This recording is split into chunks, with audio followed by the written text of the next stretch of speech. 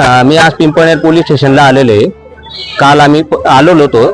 आम्ही जवळजवळ 4 आरोपींविरुद्ध तक्रार नोंदवली, 3 आरोपींविरुद्ध, आणि आरोपी पोलीस स्टेशनमध्ये होते। त्यांनी तक्रार वगैरे नोंदवून घेतली, पण आज रोजी आम्हाला आरोपी पोलीस स्टेशनमध्ये इथं दिसत नाहीये। आणि तेच आरोपी पुन्हा आमच्या पोरींना शाळेत जायच्या वेळेस, कॉलेजला जायच्या वेळेस त्रास देत होते। म्हणजे पोलीस स्टेशनमधून निघून त्यांची इतकी मजुरी वाढलेली आहे तर ते पुन्हा त्रास द्यायला आले।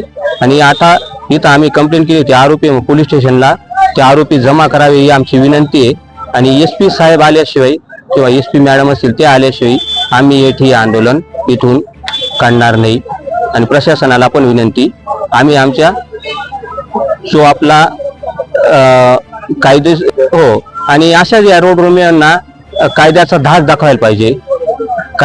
कायद्याच्या मार्फत त्यांना काहीतरी कायदेशीर कारवाई करून पोलिसांनी हो, आणि पोलिसांनी आम्हाला आश्वासन दिलं होतं काल, तर आजपासून काही त्रास होणार नाही, काहीच नाही। आणि आज पुन्हा तोच त्रास झाला म्हणून आम्ही आज पुन्हा आलेलो आहे। म्हणजे पोलीस प्रशासनाचा कोणताच यांना धाक बी नाही, कायदा हे काही मोजत नाही, अशी दिशा झालेली आहे। आणि सदर आरोपी अजून सुद्धा पिंपळनेर पोलीस स्टेशनने इथं आम्हाला दाखवले बी नाही आणि फरार आहेत असं घोषित करून दिलेले त्यांनी।